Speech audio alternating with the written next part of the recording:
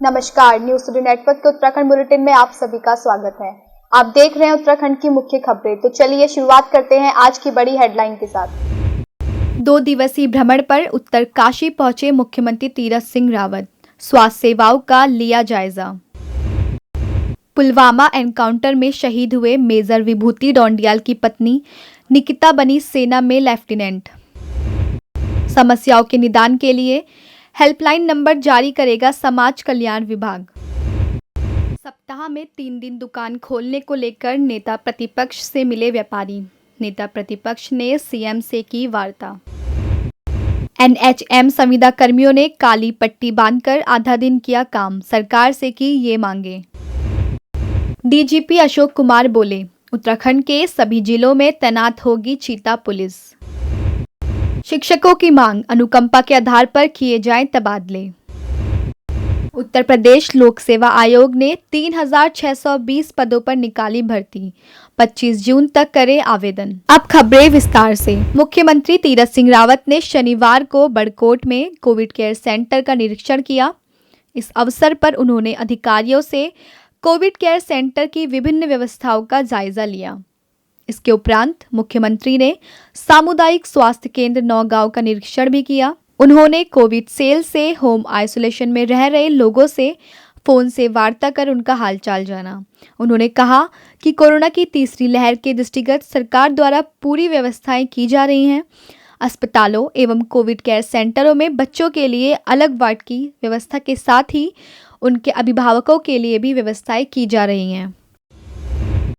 जम्मू कश्मीर के पुलवामा में आतंकवादियों से एनकाउंटर में शहीद हुए मेजर विभूति शंकर डोंडियाल की पत्नी निकिता डोंडियाल का सपना आखिरकार पूरा हो गया। ओटीए चेन्नई में कड़ी ट्रेनिंग के बाद वह इंडियन आर्मी में लेफ्टिनेंट बन गई हैं। शनिवार को ऑफिसर्स ट्रेनिंग एकेडमी में आयोजित पासिंग आउट परेड के बाद लेफ्टिनेंट जनरल वाईके जोशी ने उनके कंधे पर सितारे लगाकर उनको बधाई दी। लेफ्टिनेंट निकिता ने पिछले साल इलाहाबाद में वुमेन एंट्री स्कीम की परीक्षा पास की थी। बता दें कि शहादत के समय उनकी शादी को केवल 9 महीने हुए थे, लेकिन उन्होंने हिम्मत नहीं हारी। जानकारी के अनुसार मेजर विभूति की शहादत के 3 महीने बाद ही निकिता ने शॉर्ट सर्विस कमीशन का फॉर्म भरा। उनकी मेहनत रंग लाई और निकिता आज लेफ्टिनेंट निकिता कौल बन गई। कोरोना काल में वरिष्ठ नागरिकों समेत अन्य व्यक्तियों की समस्याओं के निदान के साथ ही विभिन्न कल्याणकारी योजनाओं को आमजन तक पहुंचाने के लिए समाज कल्याण विभाग 15 दिन के भीतर हेल्पलाइन नंबर जारी करेगा। समाज कल्याण मंत्री यशपाल आर्य ने शुक्रवार को विधानसभा स्थित कार्यालय में हुई विभागीय समीक्षा बैठक में अधिकारियों को इस संबंध में निर्देश दिए। उन्होंने विभाग की विभिन्न योजनाओं के संचालन के लिए तकनीकी एजेंसी का चयन करने के निर्देश भी दिए। उन्होंने कहा है कि इससे आमजन को अधिक सहूलियत मिलेगी। आज देवभूमि उद्योग व्यापार मंडल के पदाधिकारियों ने हुकुम सिंह कुंवर एवं जीवन सिंह कार्की के नेतृत्व में प्रदेश में व्यापारियों की समस्याओं को दूर करने के संबंध में एक ज्ञापन नेता प्रतिपक्ष डॉक्टर इंदिरा हृदयेश को उनके आवास में दिया। नेता प्रतिपक्ष डॉक्टर इंदिरा हृदयेश के सामने प्रदेश अध्यक्ष हुकुम सिंह कुंवर ने व्यापारियों की समस्याओं को अवगत कराते हुए कहा है कि सप्ताह में एक दिन सीमित समय के लिए राशनों की दुकान खुलने से भीड़ उमड़ रही है, जिससे बाजार में अफरा तफरी का माहौल हो रहा है।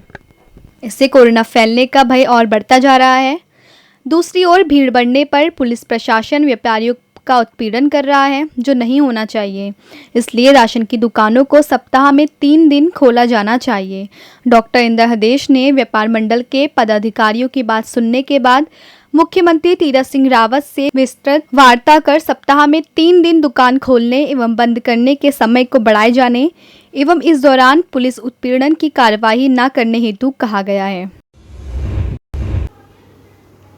आज हल्द्वानी व्यापार मंडल के पदाधिकारी मुझसे मिलने आए थे। उन्होंने कठिनाई बताई कि हफ्ते में एक दिन परचून आदि की दुकानें खुलती हैं और वो भी मात्र 3 घंटे के लिए। इसलिए पूरा शहर उमड़कर दुकान पर आ जाता है, जिससे भीड़ इकट्ठी हो जाती है। पुलिस उस समय चालान करने दौड़ती है और भीड़ को हटाने के लिए दुकानदारों से अपेक्षा करती है। दुकानदार ग्राहकों को भगा नहीं सकते हैं, इसलिए ये सब व्यवहारिक कठिनाई देखते हुए मैंने मुख्यमंत्री जी से, मुख्य सचिव से और सुबोध उनियाल जो मंत्री भी हैं और इस कमेटी के सदस्य हैं, 3 से बात की और उनसे ये आग्रह किया कि 1 दिन बढ़ा दीजिए और 1 घंटा बढ़ा दीजिए। 8 से 11 की बजाय 8 से 12 बजे तक दुकानें खुलें। उससे थोड़ी राहत भी रही। 1 दिन बढ़ जाने से अफरा तफरी भी नहीं रहेगी। व्यापारियों का उत्पीड़न न किया जाए और ग्राहक को अपनी रोज़ की आवश्यकता की चीज़ें खरीदने की ज़रूरत होती है। अगर ये अपेक्षा सरकार करे कि वो महीने भर का सामान खरीद ले तो पैसा भी नहीं होता है कभी। इस समय वैसे भी लोगों के पास पैसे की कमी है। मुख्यमंत्री ने भरोसा दिलाया है कि वो ये आदेश करेंगे। राष्ट्रीय स्वास्थ्य मिशन संविदा कर्मियों ने अपनी 9 सूत्रीय मांगों को लेकर शुक्रवार को काली पट्टी बांधकर काम किया। वह सिर्फ आधा दिन ही काम पर रहे, जबकि आधा दिन अपने अनूठे विरोध के चलते वह होम आइसोलेशन में रही, जिसका न केवल कोरोना बल्कि तमाम अन्य स्वास्थ्य कार्यक्रमों पर भी असर दिखा। उन्होंने 31 मई तक काली पट्टी बांधकर कार्य करने का ऐलान किया है। यदि इस दौरान सरकार मांगों पर विचार नहीं करती है तो 1 से 2 जून को कर्मचारी पूरे दिन होम आइसोलेशन पर रहेंगे। संगठन के प्रांतीय अध्यक्ष सुनील भंडारी ने कहा है कि जब तक सरकार संगठन की मांगों पर उचित एवं न्याय संगत कार्रवाई नहीं करती, तब तक पूर्व निर्धारित आंदोलन की गतिविधियां चलाई जाती रहेंगी।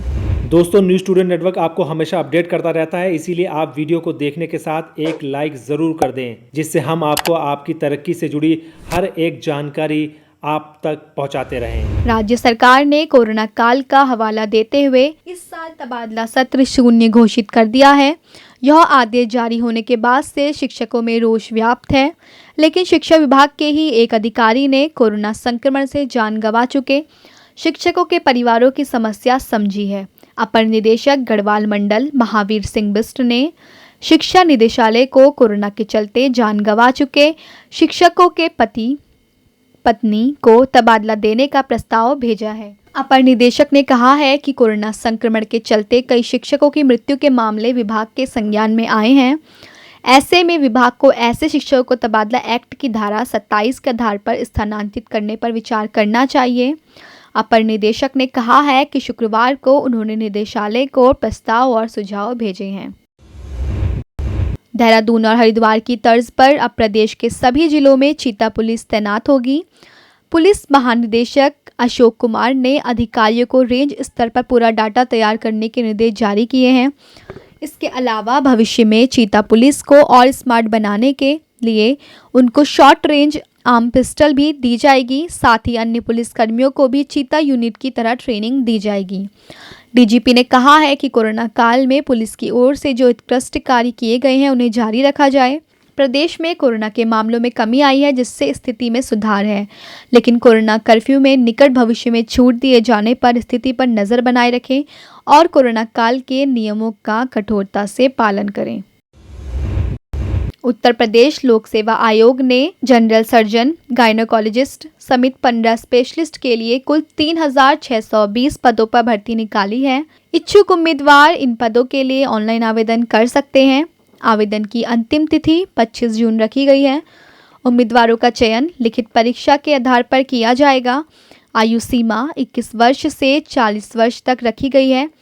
आवेदन शुल्क सामान्य और ओबीसी के लिए 105 रुपये, जबकि एससी और एसटी के लिए 65 रुपये रखा गया है। अभी आवेदन के लिए आप अपनी स्क्रीन या डिस्क्रिप्शन बॉक्स में दिए गए आवेदन लिंक पर जाकर क्लिक कर सकते हैं।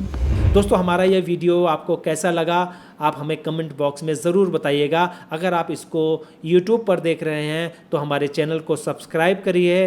अगर आप Facebook पर देख रहे हैं तो हमारे चैनल को लाइक करिए और हमारे पेज को फॉलो करें। नमस्कार।